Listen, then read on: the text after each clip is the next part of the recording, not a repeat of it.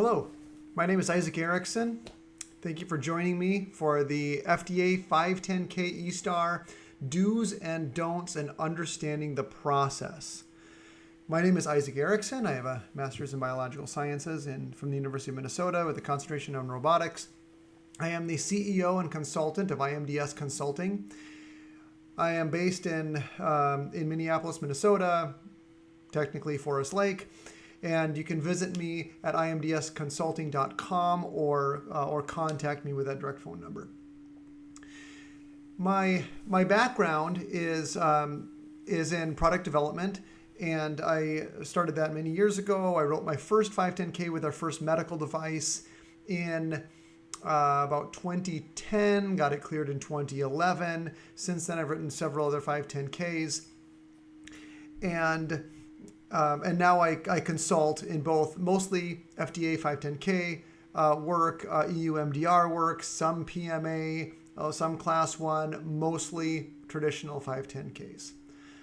So today's agenda is going to be first is class 2 devices. Is your device a medical device and is it class 2? Secondly, what is a predicate device and how do you determine what a medical device is? The overview of the eSTAR process, kind of what it is, how is it different from before, and how does it work. And then finally, we'll discuss the do's and the don'ts of the eSTAR process. Now, is your device a class 2 medical device? Well, first off, you have to determine if your device is an actual medical device. So you determine the intended use. According to the FDA, a summarized definition of the medical device, of what a medical device is, according to Section 201H of the FDA's website, a medical device is an instrument, machine, contrivance, implant, or in vitro reagent intended to diagnose, treat, cure, mitigate, or prevent a disease or affect body structure or a function without primary reliance on chemical action or metabolism, excluding your pharmaceuticals. So a medical device, this is a very, very broad definition. In fact, this isn't even the technical definition according to the FDA. This is what I just summarized. But if you can do a search for this, you can find the proper definition from the FDA. It is a little bit of a process to determine if something is actually a medical device or not. Once you know that it's a medical device, you can search the product code. We'll get to that in just a moment.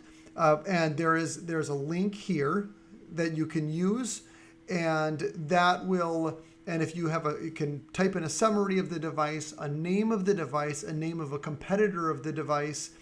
You can then determine what their product code is, very, very essential, and then also the classification of the product of the medical device as well. Then the third thing is you want to search for a predicate device.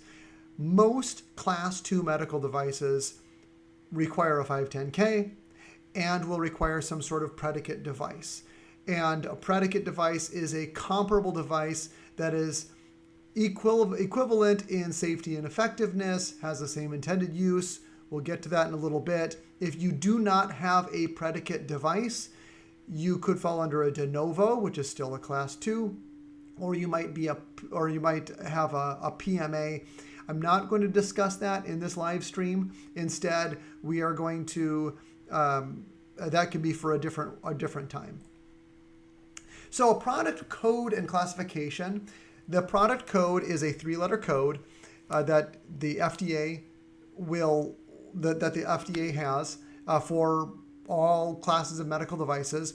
Usually you're going to find a product code. In some rare situations, there may not be a product code, and you can do a Q-sub or a pre-sub meeting with the FDA. That's another issue. I'm not going to get into that in this meeting, but you can meet with the FDA and then determine what the product code is if your product is perhaps a little more unique.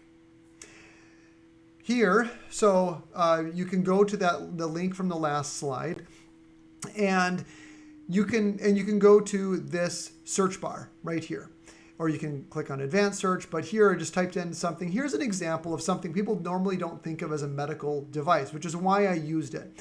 I wrote a 510k a couple of years ago for a sterilization wrap. This is an SMS, just standard wrap for sterilizing. It's pretty boring. You wrap it around medical devices and then autoclave it.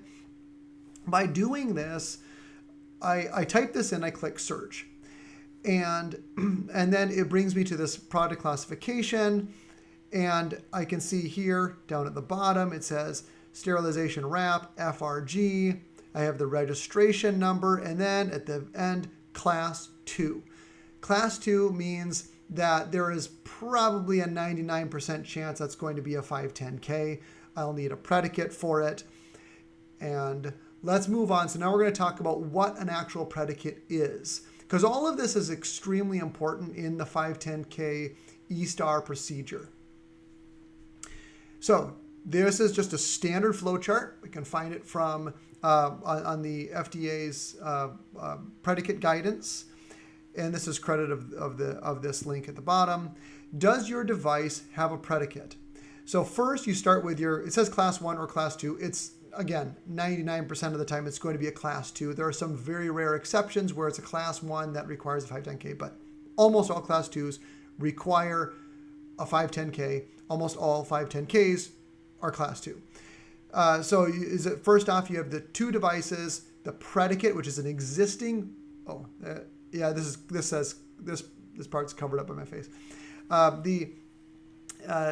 You start off with, you have 2 devices. One is your subject device. This is your new device. Secondly is your predicate device. And I'll get to an example in just a moment. But do they have the same intended use? Again, we talked about the sterilization wrap. You have an existing product on the market? Are they used for the same purpose? Okay. And if they have the same intended use, then you go to the next one. Do they have the same technological characteristics? Maybe they have the same intended use, but one is made out of SMS polypropylene material, and then the other one is made out of Kevlar or something. Well, then you're going to go no, and you're probably going to have a non-substantial equivalence. What you want is the substantial equivalence. So if you have same intended use, the 2 devices, the old and the new, the predicate and the subject, have the same intended use, and then they have the same technological characteristics that you're looking for. It doesn't have to be exactly the same, has to be as close as possible. This is what you have to, the whole 510k process is going to be defending that premise. Then we get to substantial equivalence.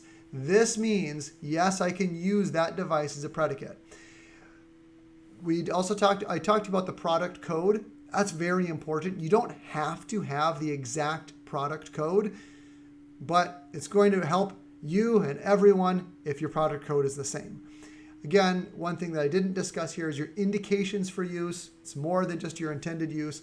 The closer that indications for use statement is to the predicate, the better. It might be good to do another live stream on just predicates, but I just wanted to touch on these slides because I think they're very important. So here's an example of one that I worked on before. The one on the left is an existing device. This is just a small tabletop autoclave, about as basic as you can get, used for small clinics. And then the one on the right is a predicate device. They're about the same size.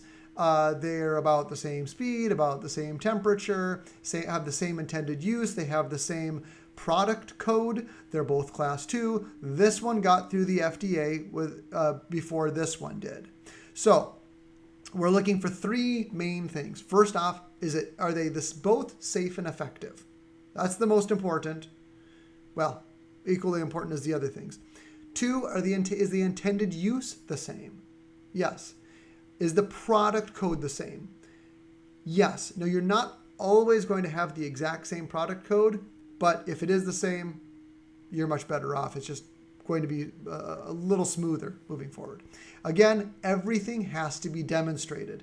That's where the 510k eSTAR comes in.